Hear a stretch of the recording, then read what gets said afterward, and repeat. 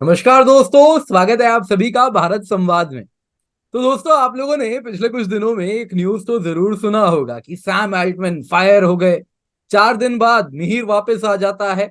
और यानी सास भी कभी बहू में, जैसा आपने देखा होगा, मिहिर था, मरता है, जिंदा हो जाता है, कुछ वैसे ही सैम अल्टमैन वापस से रीइंस्टेट कर दिया जाता है। पूरी की पूरी टीम विद्रोह कर देती है। और कुछ रिपोर्ट्स ऐसे आने लगते हैं कि कुछ जो ओपन एआई कंपनी है, जिसके ये सीईओ थे, ये कुछ ऐसा टूल बना रहे थे under their project Q star, जिसके द्वारा इंसानियत खत्म हो जाएगी। है ना, टर्मिनेटर मूवी जैसा हमने देखा है, या फिर मैट्रिक्स मूवी की जो सीरीज है, जिसमें हमने देखा है कि रोबोट्स टेक ओवर कर लेते हैं। कुछ उस तरफ ओपन एआई भी जा रही थी। ये कुछ एक ब्रेक थ्रू करने वाले थे अंडर प्रोजेक्ट क्यू स्टार, जिसके द्वारा वो कुछ एआई से एजीआई के तरफ जाने वाले थे, जिससे कहा जा रहा है कुछ उसी तरफ दुनिया बढ़ने वाली थी। पर इससे पहले कि वो उस तरफ चले जाते, बोर्ड ने उनको रोक लिया। पर दोस्तों, यहां पर बहुत जरूरी है, क्या इसमें सच्चाई है, क्या इसमें मिथ है। इसमें ऐसे भी कहानी है कि एक भारतीय है जिन्होंने इस इविल हैच को, प्लॉट जो इविल पूरा प्लॉट है, इसको हैच किया था। बहुत बड़ी कंपनी है इन्फोसिस, उससे उनका ताना बाना रहा है। इन्फोसिस का क्या कनेक्शन रहा है इस एजीआई से, सब कुछ हमें आज जानना होगा। पर सबसे पहले दूध का दूध पानी का पानी करेंगे, और इसके लिए हमारे पास आए हैं हमारे टेक एक्सपर्ट अनादि चतुर्वेदी। अनादि, thank you so much for joining इन। हमें बताएं आखिरकार ये क्या पूरा ड्रामा चल रहा है। ये कॉर्पोरेट कब से सास बहू की तरह काम करने लग गया, वो भी इतना नामी गिरामी ओपन एआई, जो आप कह सकते हैं इस सदी की शायद सबसे मतलब रिवोल्यूशनरी कंपनीज में से एक है, if not to be the second most revolutionary, definitely the most revolutionary company है। ये कैसे इस तरफ आगे बढ़ रही है? अनादि, हमें बताएं, क्या है ये क्यू स्टार, क्या होता है एजीआई, और ये पूरा ड्रामा ओपन एआई में क्या हो रहा है, ये भी हमें बताएं। तो firstly thank you Kinjal, so much for having me. तो आप बिल्कुल सही बोल रहे हो, कॉर्पोरेट सास बहू चालू हो गया है। 5 या 6 दिन चला, जहाँ पे सैम ऑल्टमैन को निकाला तो तकरार हुई, फिर वो वापस आ गए, एम्प्लॉयज़ ने कुछ लेटर भेजे। तो इसको भी थोड़ा सा मैं पूरा वॉक थ्रू करता हूँ कि क्रोनोलॉजिकली क्या सीक्वेंस ऑफ इवेंट है। और अभी जितनी हमारे पास इंफॉर्मेशन आई है, उस हिसाब से क्या रीजंस हो सकते हैं कि ये पूरा जो बैक एंड फोर्थ हुआ सैम ऑल्टमैन और उनके जो कुछ और बोर्ड ऑफ डायरेक्टर्स हैं उनके साथ क्या हुआ। तो मैं एक स्लाइड शेयर करना चाहूँगा। तो थोड़ा सा ये समझने के पहले थोड़ा प्रोजेक्ट क्यू पे जाएं, उससे पहले थोड़ा ये जरूरी है कि इसको समझें कि ये ओपन एआई कंपनी क्या है, स्टार्ट कैसे हुई, थोड़ा उससे कॉन्टेक्स्ट बिल्ड होगा और ये बहुत इंपॉर्टेंट है। बहुत इंपॉर्टेंट है, और बहुत लोग जानते भी 2015 नहीं, बहुत में 10 कम लोग जानते इंडिविजुअल्स हैं। ने, बहुत कम लोग जानते हैं, और मैं जब नाम देख रहा था तो बहुत धुरंधर लोग हैं इसके फाउंडर्स। तो 10 लोगों ने स्टार्ट की, सैम ऑल्टमैन है ऑब्वियसली, और सैम ऑल्टमैन खुद 3-4 कंपनी के फाउंडर रह चुके हैं। वाई कॉम्बिनेटर जो सिलिकॉन वैली का सबसे बड़ा वेंचर कैपिटलिस्ट फंड माना जाता है, उसके ये सीईओ थे। रेडिट जैसी कंपनी के सीईओ थे। तो ये खुद बहुत तगड़े क्रेडेंशियल से आए हैं। और फिर हमारे इलॉन मस्क, मतलब सीरियल फाउंडर, 7 या 8 कंपनी के तो ये अभी फाउंडर हैं। 5-6 कंपनी से ये एग्जिट कर चुके हैं। रीड हॉफमैन लिंक्डइन के सीईओ, पीटर थील पेपैल के सीईओ। तो बहुत नामी लोगों ने ये कंपनी स्टार्ट की। इनका स्टेटेड मिशन और स्टेटेड गोल, यानी कि इस कंपनी का पर्पस जब इन्होंने स्टार्ट किया तो ये बोला कि हम आर्टिफिशियल जनरल इंटेलिजेंस बनाएंगे दैट बेनिफिट्स ह्यूमैनिटी। थोड़ा कठिन सा ये वर्ड है आर्टिफिशियल जनरल इंटेलिजेंस, इस पे भी थोड़ा सा मैं बात करूंगा थोड़ी देर में। बट उसके अलावा ये कंपनी स्टार्ट हुई एज नॉन प्रॉफिट। इनको फंडिंग की प्रॉब्लम्स होने लग गई तो उन्होंने कहा चलो ठीक है, थोड़ा नॉन प्रॉफिट भी चला रहे हैं बट हम कुछ चीज़ें फॉर प्रॉफिट भी करेंगे, लाइक अ टिपिकल एक जो कॉर्पोरेट कंपनी होती है उसकी तरह भी चलाएंगे। तो इन्होंने वो भी चालू किया, और आई थिंक इससे एक सीड, एक बो होने लगा कि जिससे ये फिक्शन एक आने लगी, और उस पर भी थोड़ी चर्चा करेंगे। $80 बिलियन की वैल्यूएशन है इस सदी का, इस शतक का। तो डेफिनेटली सबसे बड़ा स्टार्टअप है, और मेरे ख्याल से अगले 10 या 15 साल में गूगल फेसबुक को भी ये ओवरटेक करने वाला होगा। मेरे ख्याल से इसकी लेगेसी बहुत स्ट्रांग होने वाली है अगर ये इस पेस पे, जिस पेस पे चलते रहे। तो अनादि, यहाँ पे ये जो 80 बिलियन का वैल्यूएशन है, ये तब है जब इसका कुछ part he capped for profit है, बाकी काफी बड़ा पार्ट नॉन प्रॉफिट है। उसके बावजूद भी 80 बिलियन की इसकी वैल्यूएशन हो चुकी है। दिस इज 80 बिलियन व्हेन इसका कुछ पार्ट इज ऑलरेडी कैप्ड, जो कि नॉन प्रॉफिट की तरह काम कर रहा है, और कुछ पार्ट इज बिल्कुल, ओनली प्रॉफिट बियरिंग। उसके लिए 80 बिलियन वैल्यूएशन है, तो ये बहुत बड़ा नंबर है। हमारे बहुत बड़ा व्यूअर्स को नंबर एक है। बार अगर वो पर्सपेक्टिव मिले तो। बहुत ही बिल्कुल। बड़ा नंबर है, और लोग बोल रहे हैं कि ये भी कम है। जिस स्पीड से ये इनोवेशन कर रही है कंपनी और जिस तरह के इसके प्रोडक्ट्स आ रहे हैं, 80 बिलियन भी शायद कम पड़ेगा। तो ये तो इसकी कंपनी का थोड़ा सा एक समरी है। और इसके दो मेन प्रोडक्ट इस समय है मार्केट में, चैट जीपीटी जो मेरे ख्याल से सबने सुना होगा, और एक डैली करके है जो इमेज इमेज जनरेशन करता जनरेटर। है, इमेज या वीडियो जनरेशन करता है। उसके बारे में भी और अब इस सब जान गए हैं, क्रिएटर्स तो यूज कर ही रहे हैं आए दिन। क्रिएटर्स यूज कर ही हमारे रहे काफी हैं। थंबनेल्स आपने देखे हैं जिसमें पुतिन प्रे कर रहे हैं, तो उसमें यही सब जनरेटिव एआई यूज किया जा रहा है। बिल्कुल। बिल्कुल। तो ये ओपन एआई इस तरीके से इसका शुरुआत हुआ, इस तरीके से ये चल रही थी। थोड़ा सा और समझने के लिए कि भाई ये क्या है इनका मिशन, जो कह रहे हैं आर्टिफिशियल जनरेटिव इंटेलिजेंस या आर्टिफिशियल सुपर इंटेलिजेंस, तो ये क्या है। तो अगर आप अभी देखो तो ये जितनी आर्टिफिशियल इंटेलिजेंस की टेक्नोलॉजी बन रही है, वो एक स्पेसिफिक टास्क के लिए बन रही है। तो चैट जीपीटी है कि भाई ये चैट के लिए बनेगा। आप इसको कुछ, इससे आप बात करोगे तो ये आपको ऐसे बात वापस करेगा कि आपको समझ में ही नहीं आएगा कि ये एक मशीन बात कर रही है। एक मैं जिस बिजनेस में काम करता हूँ उसमें ये है कि हम आर्टिफिशियल इंटेलिजेंस यूज करके ये फिगर आउट करने की ट्राई करते हैं कि कोई अगर पर्सन कोई ऐड देख रहा है तो क्लिक करेगा कि नहीं। तो बहुत अलग अलग फंक्शन होते हैं और स्पेसिफिक फंक्शंस हैं। अब ये लोग ऐसा बोल रहे हैं कि भाई ये तरीका नहीं चलेगा कि एक एक मशीन या एक मॉडल एक चीज सॉल्व कर रहा है और एक कोई दूसरा मशीन या एक और सिस्टम है वो दूसरी चीज सॉल्व कर रहा है। एक सिंगल टेक्नोलॉजी होगी, एक सिंगल प्लेटफॉर्म या सिस्टम होगा जो ये सारे काम करेगा। और सारे काम जो आज के करता है वो तो ही नहीं, और भी ज्यादा काम कर पाएगा। ऐसी चीजें कर पाएगा जो शायद ह्यूमंस ने भी ना सोची हो। और यहाँ पे वो थोड़ा प्रोजेक्ट क्यू का लिंक आने लगता है कि क्यों अलार्म बेल्स रेज होने लगे। बट इस विजन से ये स्टार्ट हुए थे कि एक ऐसा सिस्टम हो जो पूरा ऑलमोस्ट ह्यूमन की तरह सारे टास्क पे काम कर पाए, ना सिर्फ चैट पे, ऑलमोस्ट एनीथिंग। और डेली शायद लोगों ने ना देखा हो तो मैं क्लिपिंग देख रहा था, 2 सेकंड की क्लिपिंग चलाऊंगा कि क्या बेसिकली किस तरह की ये टेक्नोलॉजी है।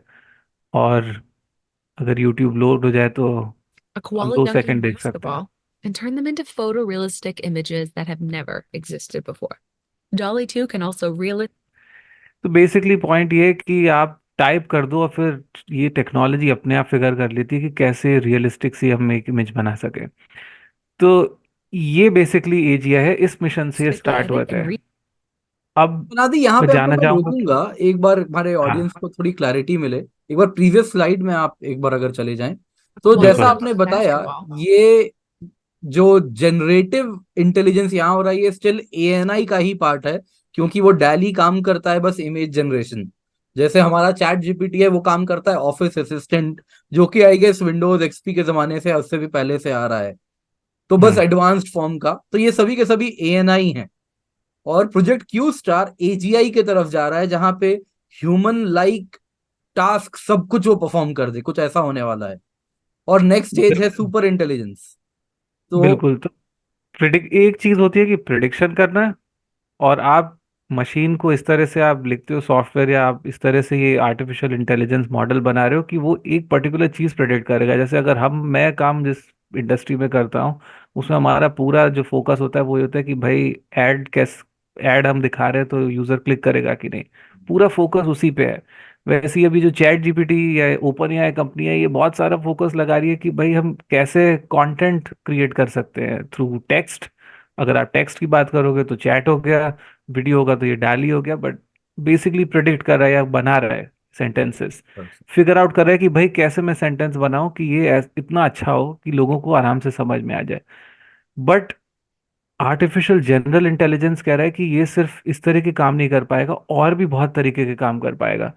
और इसका एक एग्जाम्पल जो हमको अभी तक समझ में आ रहा है प्रोजेक्ट क्यू में, वो ये है कि मैथमेटिकल ऑपरेशंस जो हम्म। चैट जीपीटी अभी तक नहीं कर सकता था, वो भी ये बेसिक एलिमेंट्री मैथ के ऑपरेशन समझने लग गया है।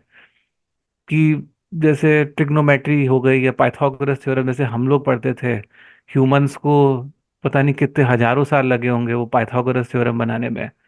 ये मशीन अब उन चीज़ों को भी पकड़ने लग गई है, मैथमेटिकल कॉन्सेप्ट भी पकड़ने लग गई है, विच गिव्स द प्रूफ। उससे ये समझ में आ रहा है कि मशीन रीजनिंग कर पा रहा है, अपने आप से बात करके समझ पा रहा है और लॉजिकल चीजें देख पा रहा है। सिर्फ ये नहीं देख रहा है कि वर्ड्स कैसे लगाने हैं, अब वो बहुत ही स्पेसिफिक फील्ड मैथमेटिक्स में भी एक्सेल करने लग गए। और इसमें हम थोड़ा और डीप में भी जा सकते हैं, but basically that is artificial generative intelligence. General intelligence, sorry, generative intelligence से बहुत अलग है जनरल इंटेलिजेंस। वाह। तो यहाँ पे जो समझने वाली बात क्या है कि AGI is like bundle of ANI. जो एएनआई आर्टिफिशियल नैरो इंटेलिजेंस एक पर्टिकुलर फील्ड में करता है, एजीआई सभी में कर देगा, इमेज भी जनरेट कर देगा। वही बेसिकली ह्यूमन जो काम कर सकता है वो आपके लिए एक मशीन करने वाली है। So this is going to be very, मतलब रिवोल्यूशनरी, डेफिनेटली रिवोल्यूशनरी। और इसीलिए शायद प्रोजेक्ट क्यू स्टार को लेके इतना हो हल्ला भी मचा हुआ है। तो अनादि प्लीज और बताएं हमें प्रोजेक्ट क्यू स्टार के बारे में आप। होला भी मचा हुआ है। और एक और उदाहरण दूंगा कि कंप्यूटर भी जब नहीं आए थे उससे पहले हर चीज की एक स्पेशलाइज मशीन होती थी। तो मैथमेटिकल जैसे प्लस माइनस कैलकुलेटर था, वो प्लस माइनस मल्टीप्लाई करने के लिए था। और फिर अगर आपको क्रिप्टोग्राफी करनी है, कोड ब्रेक करना है, एनिग्मा, तो एक एनिग्मा एक अलग मशीन वर्ल्ड वॉर के टाइम पे थी। और फिर कंप्यूटर एक जनरल पर्पस मशीन बनी जो ऑलमोस्ट आज की सदी में ये सारी चीजें एक साथ कर लेता है। तो उसी तरीके से इसका आर्टिफिशियल इंटेलिजेंस का भी अब एवोल्यूशन हो रहा है और जनरल एक पर्पस मशीनरी की तरफ वो बढ़ रहा है। तो अगर मैं अब ओपन एआई पे जाऊं, तो हमने थोड़ा जनरल कंसेप्ट की भी बात कर ली, ओपन एआई पे अगर मैं जाऊं तो काफी रायता बिख रहा है। तो 17 नवंबर को सैम ऑल्टमैन को फायर किया जाता है। उनके बोर्ड ऑफ जो डायरेक्टर्स होते हैं वो बोलते हैं कि यहाँ ये पे हमसे यहाँ चीजें पे छुपा एक रहा है। बार मैं अपने व्यूअर्स को बताना चाहूंगा, हमारे जो दर्शक हैं, याद रखिएगा, एक ऐसे न्यूज भी चल रहे हैं कि project Q star was the reason जिस वजह से सैम अल्टमैन को फायर किया गया है। तो यहाँ पे अनादि हमें बहुत सुंदरता से बताने वाले हैं कि क्या रायता बिखेरा गया है उस वक्त, जो इस प्रकार से इशारे और उंगलियां उठ रही हैं सैम अल्टमैन की ओर। अनादि प्लीज बताएं। तो आपने जैसा बिल्कुल। बताया कि भाई 17 तारीख को सैम अल्टमैन फायर हुए, फायर फिर हुए, बोर्ड ने बोला ये कुछ चीजें हमसे छुपा रहा है। और कुछ ऐसे भी न्यूज आई है कि एक पिछले हफ्ते कॉन्फ्रेंस भी हुई थी उससे एक हफ्ते पहले, जिसमें सैम ऑल्टमैन को बोर्ड ने बोला था कि कुछ चीजें अनाउंस मत करना या कुछ तरीके की चीजें मत बोलना। और सैम ऑल्टमैन बोल के आए। सैम ऑल्टमैन ने कुछ चीजें बोली जो थी कि रेगुलेशन ऑफ एआई की अभी इतनी जरूरत नहीं है, पहले एआई को और इम्पैक्टफुल और पावरफुल बनाने दो, तब हम ये सब चीजें सोचेंगे। जबकि बोर्ड ने और ओपन एआई की कंपनी ने हमेशा ये कहा है कि रेगुलेशन एक बहुत बड़ा पिलर है इस चीज का, इस कंपनी का। तो उन्होंने उस चीजों की उल्लंघन की। एक वो बहुत बड़ा सा ये भी स्टेटमेंट मार के आ गए वहाँ कॉन्फ्रेंस में कि हम कुछ बहुत रेवोल्यूशनरी लाने वाले हैं। तो इस तरह के वो स्टेटमेंट्स दे रहे थे, तो बोर्ड ने ये बोल के निकाल दिया। अब जैसे निकाला, इसमें माइक्रोसॉफ्ट भी आ गई। माइक्रोसॉफ्ट ने कहा भाई हम ले लेंगे सैम ऑल्टमैन को, क्योंकि माइक्रोसॉफ्ट काफी बड़ा फंडर रहा है ओपन एआई का और सैम ऑल्टमैन से काफी क्लोज रिलेशन भी है। बट इंटरेस्टिंगली उसके कुछ दिन बाद 770 लोगों की कंपनी है, 700 लोगों ने एक ओपन लेटर लिखा जिसमें इन्होंने अपने साइन किए। उसमें जो सीटीओ थी एंड इंटरिम सीईओ, उन सब ने साइन करके बोला कि बोर्ड ऑफ डायरेक्टर्स गलत है और हमको हमारे सैम ऑल्टमैन चाहिए। इनके बिना ये कंपनी चल नहीं पाएगी, और अगर ये नहीं करोगे तुम, तो हम ये कंपनी छोड़ देंगे। अब आप सोचो कि 770 की कंपनी है, ऐसा प्रोडक्ट बनाया कि fastest 10 million, fastest 1 million user इस कंपनी ने अचीव किए हैं। उसकी पूरी ऑलमोस्ट वर्कफोर्स बोले, टैलेंटेड लोग बोले कि हम ये कंपनी छोड़ के चले जाएंगे। तो बोर्ड पे भी बहुत बड़ा प्रेशर आया। अच्छा, पैरेलली क्या चल रहा है? पैरेलली कुछ अनोनिमस लेटर आने लग गए जिसमें लोगों ने बोला कि सैम ऑल्टमैन एक्चुअली चोर है। चोर तो नहीं, बट सैम ऑल्टमैन के जो मोटिव्स हैं वो बहुत खराब है। ये बुली करता था और ये बहुत चीजें हमसे छुपाता था। और इसमें मस्क ने भी एंडोर्स किया। मस्क ने ट्विटर पे, एक्स पे जाके रीट्वीट करके बोला कि ये बिल्कुल सही है। और मस्क एक्चुअली इस कंपनी से निकाले जा चुके हैं या ये रिजाइन कर चुके थे बोर्ड ऑफ डायरेक्टर से। ये फाउंडर थे, ये भी छोड़ चुके थे। तो काफी उथल पुथल तो इस कंपनी में रही है। खैर, ये हुआ। 5वें दिन तक आते आते बोर्ड को शायद रियलाइज हुआ कि भाई इनके बगैर ये कंपनी चल नहीं पाएगी, बिखर जाएगी कंपनी। तो इन्होंने सैम ऑल्टमैन को वापस हायर किया। सैम ऑल्टमैन और उनके को फाउंडर थे, उनको हायर किया। जैसे ये हुआ, सैम ऑल्टमैन ने बोर्ड को शफल किया। तो जो सैम ऑल्टमैन के खिलाफ थे लोग, बोर्ड ऑफ डायरेक्टर्स में 3 या 4 ये जो लोग थे, उनको इन्होंने हटा दिया। और अब एक नया बोर्ड कॉन्स्टिट्यूट हुआ है जिसमें कुछ नए मेंबर आए हैं, कुछ एग्जिस्टिंग मेंबर हैं जिन्होंने शायद उतना प्रोटेस्ट नहीं किया होगा इनके खिलाफ। और इंडस्ट्री में जो अब बोल रहे हैं लोग, वो ये कह रहे हैं कि जो नया बोर्ड दिख रहा है that is more pro profit and less being open. तो कंपनी का, ओपन एआई का नाम ओपन जो बोल रहे हैं, उसका बेसिकली ये पर्पस था कि ऐसा हम टेक्नोलॉजी बनाए कि सारी कंपनीज को फायदा हो। बट अब शायद सैम ऑल्टमैन बोल रहे हैं कि नहीं जी, ये सब चीजें नहीं चलेंगी। धंधे के लिए हम बैठे हैं, तो पैसे तो बनाना बहुत जरूरी है। तो पैसे बनाने जरूरी है, तो लोग भी जो बोर्ड में अब आ रहे हैं वो pro money, pro capitalism, pro corporate structure की तरफ है। वाह। तो इन शॉर्ट, सैम अल्टमैन ने बोर्ड को ही पलट दिया जो बोर्ड उनको पलटने जा रहा था। और सैम अल्टमैन के बारे में भी कहा जा रहा है कि वो, जैसा आपने बताया, वो भी दूध के धुले नहीं हैं, उनके खिलाफ भी मैनिपुलेशन, डिसीट, ये सब करने के आरोप लगे हुए हैं। और अब वापस से ओपन एआई बोर्ड पैसे कमाने के पीछे जाने वाला है। ठीक है। तो यहाँ ऐसे पे इंडिकेशन आ रहे हैं। और तो मतलब वही है, skeleton out of the closet. जैसे लोग अब लेटर्स आ रहे हैं कि सैम ऑल्टमैन पुराने भी जब वाई कॉम्बिनेटर कंपनी में थे तो उनके भी मेंटोर ने उनको निकाल दिया था किसी पोजीशन से। तो अब उस तरह की भी रिपोर्ट्स आ रही हैं। बट एक इमेज बन रही है कि सैम ऑल्टमैन भी कोई बहुत फिलेंथ्रोपिक या ऐसे कोई आदमी नहीं है। वो भी एक एक सीईओ है किसी कंपनी के, उनके भी एम्बिशंस हैं। और शायद इस सक्सेस के बाद हो सकता है उनका भी कुछ नजरिया, कुछ चीजें बदल गई हो उनके भी दिमाग में, लगाओ कि भाई मैं तो राजा हूँ इस पूरी दुनिया का, मुझे कौन रोक सकता है। तो ईगो भी शायद अब प्ले प्ले आउट होने लग गया है। तो अनादि, यहाँ पे हमें ये बताएं, ये जो प्रोजेक्ट क्यू स्टार है, अब इसके बारे में जो आपने ओपन एआई में ड्रामा पूरा बता दिया हमें, तो ये प्रोजेक्ट क्यू स्टार एक्चुअली क्या है जो इतना ज्यादा इसको लेके डर है? मीडिया में रिपोर्ट्स आ हाँ। रहे हैं, end of Mankind, end of humanity. वो क्या है ये सब कुछ? क्या है? इसको क्लैरिटी दें जरा। हाँ, तो अब जैसे मैंने दो तीन रीजन बताए कि क्यों सैम ऑल्टमैन को निकाला गया या क्या प्रॉब्लम्स हो रही थी। एक जो बहुत इंटरेस्टिंग आर्टिकल या इंटरेस्टिंग रिपोर्ट आई वो ये थी कि कुछ एम्प्लॉयज ने बोला कि ये प्रोजेक्ट क्यू स्टार एक हम कर रहे थे, बोर्ड को अच्छा हवा ही नहीं है कि ये चीज़ चल रही है, कि हम ये प्रोजेक्ट क्यू स्टार कर रहे थे और इसके रिpercussions बहुत स्ट्रांग होने वाले हैं, पूरी ह्यूमैनिटी पे इम्पैक्ट आ सकता है। और उन्होंने कहा कि भाई हमको सैम ऑल्टमैन चाहिए वरना बहुत प्रॉब्लम हो सकती है। तो अब ये क्या है प्रोजेक्ट क्यू स्टार? तो कंसर्न लोगों ने ओपन लेटर लिखा कि this can potentially threaten the existence of humanity. ऐसा क्यों बोल रहे हैं? तो ये वापस उसी चीज पे आ जाती है कि जनरेटिव इंटेलिजेंस की तरफ जा रहे हैं। और जनरेटिव इंटेलिजेंस की तरफ जब जाने लगते हैं तो गार्ड रेल्स चाहिए, रेगुलेशन चाहिए टेक्नोलॉजी पे। और कुछ उदाहरण मैं देना दूंगा। बट क्या है ये बेसिकली प्रोजेक्ट क्यू स्टार क्या है? तो क्यू स्टार एक टीम कॉन्स्टिट्यूट की गई थी सीटीओ के अंडर, जहां ये बोला गया था कि भाई अब हमने चैट फिगर आउट कर लिया कि ऐसी चैट हम कैसे बनाएं, ऐसे सेंटेंसेस मशीन कैसे बनाए कि बिल्कुल ह्यूमन को समझ में ही ना आए कि मशीन बना रही है। अब उन्होंने कहा अब तुम नेक्स्ट जो माइलस्टोन है वो ये है कि इसको मशीन को रीजनिंग करना, लॉजिकल डिडक्शन करना, सोचना सिखाओ। और उसका एक प्राइम एग्जांपल ये है कि मैथमेटिकल ऑपरेशंस वो खुद से फिगर आउट कैसे कर सकता है। तो आप जैसे सोचो कि थ्योरम, कोई मैथमेटिकल थ्योरम हो, पाइथागोरस थ्योरम हो, मशीन खुद सोच के इसको कैसे प्रूफ कर सकती है। और अगर मशीन ये चीज खुद करने लगेगी तो ये एक आउटपुट होगा कि भाई ये मशीन को अब खुद का सोचने का, समझने का शक्ति अब आ गई है। और एक बार जब वो शक्ति बन गई है तो अब आप उसको और बड़े स्तर पे फिर आप लेके जा सकते हो। मतलब आप उसको दूसरी रिसर्च एरियाज में भी उसको आप डाल सकते हो और फिर नए प्रूफ या नई चीजें मशीन खुद फिगर आउट करने लगेगा। तो ऐसा लग रहा है कि ये प्रोजेक्ट क्यू स्टार में ये लोग सक्सेसफुल हो गए थे। तो इन अनादि, यहाँ लोगों पे ने मशीन बहुत या उन्होंने मॉडल बना दिए थे। एक बड़ी जी। बात आपने कही कि यहाँ पे अब तक जो नॉर्मल एआई था उसमें डेटा सेट दिया जाता था ट्रेन करने के लिए।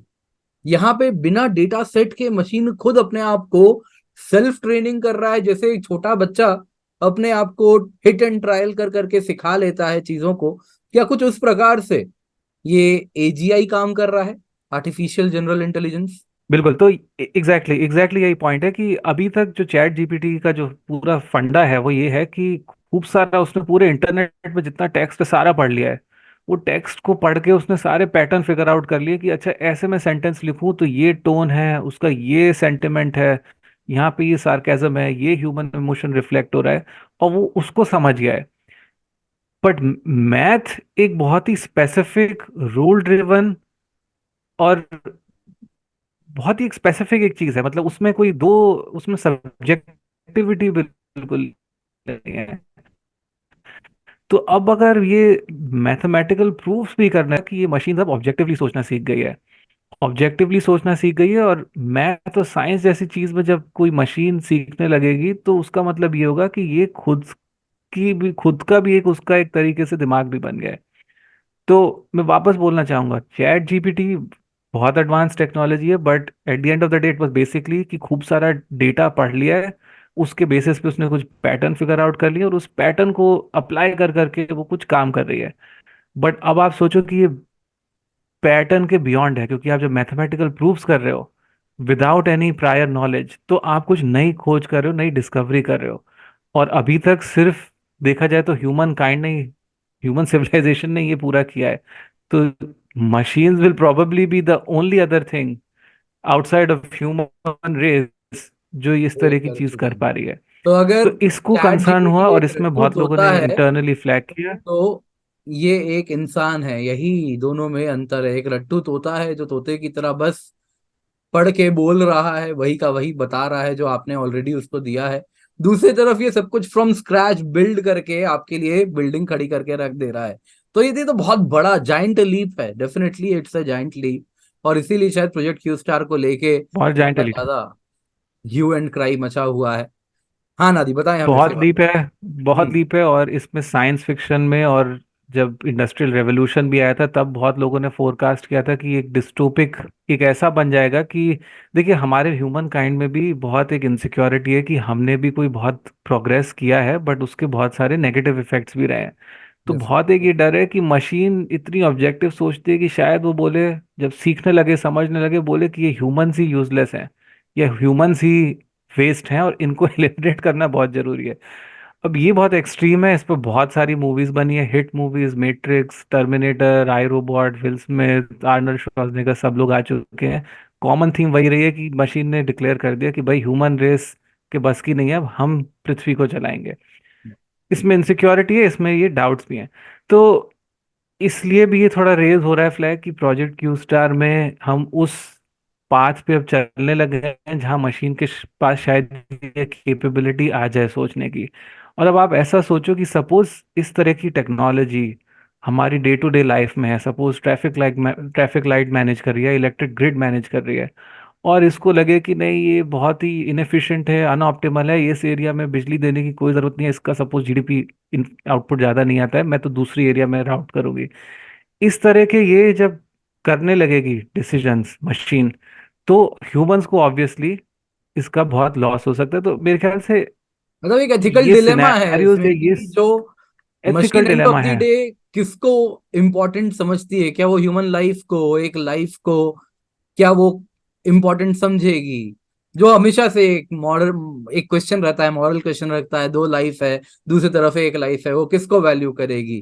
क्या एक life over to life hmm. Value किए जाएंगे? एथिक्स क्योंकि हमने सिखाया ही नहीं है। बिल्कुल बिल्कुल। तो क्या वो समझ पाएगी, नहीं समझ पाएगी? यहाँ जी पे वही, अनादि बहुत एथिक्स ही हमने सिखाया इंटरेस्टिंग, नहीं है मशीन को, और यही। यहाँ पे बहुत इंटरेस्टिंग एक न्यूज है, आज ही का न्यूज है ये। बिल गेट्स कह रहे थे कि इंसान एआई को अगर अच्छे से इस्तेमाल करता है तो हफ्ते में सिर्फ 2 या 3 दिन इंसान को काम करने होंगे, बाकी के काम मशीन टेक ओवर कर लेंगे। तो डेफिनेटली अगर इस तरफ मूव करेंगे तो कुछ इस तरफ जा सकते हैं, लेकिन डेफिनेटली कुछ फियर्स भी हैं जिसकी तरफ आप इशारा कर रहे थे। एक बार उसको थोड़ा डिटेल में जैसा आप बता रहे थे, एक बार उसको कंटिन्यू करें प्लीज आप। हाँ, तो मैं वही कह रहा था कि फियर एम्प्लॉयज के यही थे कि हमने ये मॉडल्स या ये मशीन टेक्नोलॉजी बना दी है, इसमें हमने एथिक्स की इसको सीख सिखाई नहीं है अभी तक। क्योंकि अभी तक पूरी होड़ इसी में लगी हुई थी कि हम पहुंचे कैसे। अब ऐसा लगने लग गया कि शायद हम पहुंच जाएं, पर और आगे बढ़ने से पहले शायद इसको एथिक्स और ये चीज़ें सिखाने की ज़रूरत है। और सैम ऑल्टमैन और ये कंपनी की डायरेक्शन, जैसे कि मैंने समझाया कि थोड़ा फॉर प्रॉफिट की तरफ जाने लगी, कमर्शलाइजेशन की तरफ जाने लगी। तो इधर ये कॉन्फ्लिक्ट मुझे लगता है आने लगे, और इसलिए बोर्ड और सैम ऑल्टमैन में शायद इसलिए झगड़ा हुआ, और इसलिए ये इतनी आनाबानी मतलब चल रही है। तो ये नेगेटिव एस्पेक्ट्स हैं। मेरा आउटलुक तो अभी भी लेकिन यही है कि टेक्नोलॉजी में कोई प्रॉब्लम नहीं है। बहुत इंपॉर्टेंट क्वेश्चन आता है कि इसको रेगुलेट कर रहे हैं कि नहीं, और ये बहुत इंपॉर्टेंट है। रेगुलेशन, एथिक्स, बायसेस, बायसेस का बहुत बड़ा प्रॉब्लम है कि मॉडल्स ह्यूमन का बिहेवियर देखते हैं और रेसिज्म जैसी चीज़ें भी आने लगती हैं उनके बिहेवियर में। तो इसको रेगुलेट करना सुपर इम्पॉर्टेंट है, और ये मेरे ख्याल से is a subject of not just US का national security but global security. पूरी कंट्रीज को अब इसको एक, जैसे हम वर्ल्ड इकोनॉमिक फोरम और इकोनॉमिक एक्टिविटी और इन सब पे चर्चा करते हैं, मेरे ख्याल से इन विषयों पे भी बहुत इंपॉर्टेंट है कि वर्ल्ड लीडर्स आके इस पे चर्चा करें कि एआई का कैसे यूज होगा अक्रॉस द ग्लोब। और अब आप ऐसे सोचो कि हम यूएस में ये सब प्रोग्रेस देख रहे हैं, चाइना में अगर इस तरह की चीज़ें होने लगे हैं, चाइना में तो हमारे पास कोई कंट्रोल ही नहीं है। तो बहुत ज़रूरी है कि इसको हाईलाइट किया जाए वर्ल्ड लेवल पे और इंश्योर किया जाए कि इसके अराउंड गार्ड रेल जो बोलते हैं, रेगुलेशंस, कंप्लायंसेस, बहुत सॉलिड तरीके से रखी जाए, वरना ये गलत हाथ में गया तो बहुत प्रॉब्लमेटिक हो सकता है। किम जोंग उनका एआई कैसा होगा, मैं अभी यही सोच रहा हूँ। वो डिक्टेटर मूवी टाइप बना देगा वो कुछ, तो बड़ा खतरनाक लग रहा है। डेफिनेटली प्रोजेक्ट क्यू स्टार को लेके भी इसलिए थोड़ा डर है। एंड डेफिनेटली इस प्रकार की अगर बातें हो रही हैं तो जरूरी भी है प्रोजेक्ट क्यू स्टार को रेगुलेट किया जाए। तो अनादि क्या कहेंगे आप towards the end of the, हम अब शो जा रहे हैं, तो क्या एंडिंग कमेंट है, क्या कहना चाहिए? वैसे एक बहुत इंपॉर्टेंट बात आपने बताई नहीं।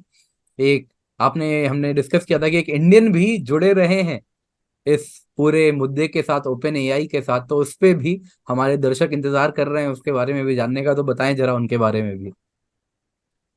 ये बहुत ही इंटरेस्टिंग है और सरप्राइजिंग है कि ये मीडिया में ज़्यादा आया नहीं, बट जब मैं इस पर रिसर्च कर रहा था तो ये उभर के आया कि, और इंडियन कनेक्शन, बहुत स्ट्रांग इंडियन कनेक्शन। तो जब इसकी पहली फंडिंग आई थी ओपन एआई कंपनी की, $1 बिलियन की, जब ये क्रिएट हो रहा था, तो ये जितने फाउंडर हैं इन्होंने अपने कुछ पैसे लगाए होंगे, कुछ ही कंपनीज के पास गए और कुछ कंपनी से इनको फंडिंग आई। तो अमेजन है, AWS से फंडिंग आई, माइक्रोसॉफ्ट ने थोड़ी सी फंडिंग दी, और फिर इन्फोसिस, इन्फोसिस जब विशाल सिक्का सीईओ थे उस टाइम पे भी इनको फंडिंग आई थी। तो Infosys was in I guess towards the end of Infosys the made a slide आपने डोनेशन डाला टू भी इट। है इसके बारे में, वो बहुत लोग शायद उनकी तस्वीर इसमें ना डाला देखें। है। टुवर्ड्स द एंड और आपने डाला होगा। हाँ, ये विशाल। मुझको याद है कि विशाल सिक्का ने उस टाइम पे बोला भी था कि इन्फोसिस को एक नई डायरेक्शन में लेके जाना है, एआई इज द फ्यूचर। तो उनको भी फोरसाइट थी, ये इंडिया में थे, इन्फोसिस कंपनी के सीईओ थे, इनको भी बहुत फोरसाइट थी। बट हमारे इधर इन्फोसिस में भी थोड़ा बोर्ड रूम में गर्मा गर्मी हुई, नारायण मूर्ति आए, उन्होंने कहा कि गलत डायरेक्शन में जा रहे हैं। तो मेरे ख्याल से सिक्का चले गए तो उसके बाद इन्फोसिस का भी अटैचमेंट कम हो गया। बट अब मैं सोचता हूँ कि अगर इन्फोसिस ने जारी रखा होता, $80 बिलियन की वैल्यूएशन, सोचिए जब वो कंपनी पब्लिक जाएगी तो ये जितने इन्वेस्टर हैं इनको कितना पैसा मिलने वाला है। तो मेरे ख्याल से ये एक मिस्ड अपॉर्चुनिटी थी। बट ये भी दिखता है कि इन्फोसिस और इंडियन टेक इकोसिस्टम भी अब देख रहा है, कनेक्ट हो रहा है ग्लोबल इकोसिस्टम से। तो आई एम होपिंग कि हाँ फ्यूचर में और पॉजिटिव और ज़्यादा अच्छी पार्टनरशिप्स आएंगी। बट हमको एज इंडियंस और इंडियन टेक इकोसिस्टम बहुत ज़रूरी है कि कनेक्टेड रहें अक्रॉस द ग्लोब। तो हमारे दर्शकों को यही बताना चाहूंगा भाई, project Q star is not that evil जैसा पोर्ट्रे किया जा रहा है मीडिया में। अनादि ने ये हमें बताया है कि भाई this is just evolutionary curve. Artificial intelligence जैसे जनरल इंटेलिजेंस बनेगी, वो होना ही है। तो जरूरी है कि इसके अलोंग हम गार्ड रेल्स बनाएं, प्रोटेक्शन इंश्योर करें, रेगुलेशंस मजबूत रखें, क्योंकि हम नहीं करेंगे तो हो सकता है कोई नॉर्थ कोरिया या चाइना जैसा देश जब आर्टिफिशियल जनरल इंटेलिजेंस को बनाएगा, तब वो बहुत डेंजरस हो सकता है। तो अनादि, एंडिंग कमेंट आपका है। Thank you so much for joining इन। आपने हमें अपना बहुमूल्य समय दिया, इसके लिए बहुत बहुत आभार। पर टुवर्ड्स द एंड आप क्या कहना चाहेंगे? एंडिंग कमेंट आप करें आज। हाँ, मैं बस ये बोलूँगा कि मीडिया में थोड़ा हाइप क्रिएट हो गया, क्योंकि मसाला भी इतना जनरेट हुआ ना 5 दिन में, तो मुझे लगता है कि रिपोर्ट्स भी एग्जैजरेट हो रही हैं। दो या तीन चीज़ें आई थिंक सबको समझनी चाहिए कि एक तो ये कि हम बहुत तेज़ी से डेवलपमेंट कर रहे हैं एआई टेक्नोलॉजी में। ये क्यू स्टार अगर अचीव होता है इसका माइलस्टोन्स, तो डेफिनेटली एक बहुत बड़ा एवोल्यूशनरी लीप होगा। बहुत पॉजिटिव्स एक्सपेक्टेड है। फिर आई थिंक वर्ल्ड में क्रांति आ सकती है इस तरह की टेक्नोलॉजी से। इसके नेगेटिव्स भी हैं, और नेगेटिव्स का तरीका एक ही है, कुछ तरीके का रेगुलेशन और ग्लोबल कंसेंसस, क्योंकि अब हम ग्लोबलाइज इकोनॉमी में हैं, तो ग्लोबल कंसेंसस बनाना बहुत ज़रूरी है। बट जो मीडिया रिपोर्ट आ रही है कि बस अब जी दुनिया बस खत्म है, मतलब अब बस न्यूक्लियर फट जाएगा और सब ह्यूमन वाइप आउट हो जाएगी, ये आई थिंक साईफाई मूवीज का सब्जेक्ट है। अभी मुझे नहीं लगता अभी हम उस सिचुएशन में है इस समय। चलिए, थैंक यू सो मच अनादि। बाकी मित्रों, मोदी जी जैसा कहते हैं, लाइक करो, शेयर करो, सब्सक्राइब करो। और बाकी आप अनादि चतुर्वेदी से भी जुड़ सकते हैं। इनका मैं ट्विटर प्रोफाइल नीचे डिस्क्रिप्शन बॉक्स में डाल दूंगा। भारत संवाद का भी ट्विटर प्रोफाइल है, वहां पर भी जाएं। हमें ट्विटर पे फॉलो करें, इंस्टाग्राम पे फॉलो करें, इंस्टाग्राम हैंडल्स भी मैं सारे डाल रहा हूँ। फेसबुक पे भी हम मौजूद हैं। तो धीरे धीरे हम हर जगह आ रहे हैं। जिस प्रकार से मैट्रिक्स कहता है दी मैट्रिक्स हैज यू, वैसे ही हम भी आपको पकड़ लिए हैं। तो चलिए, thank you so much for joining in. Thank you Anadi, thank you to all our viewers. आप हमसे हमारे साथ जुड़े, आपने हमें अपना बहुमूल्य समय दिया। And I am pretty sure इस वीडियो के बाद आप कुछ पॉजिटिव लेके जा रहे होंगे और आप भी बहुत कुछ सीखे होंगे। Thank you so much for joining in. Bye bye, do take care, have a great day.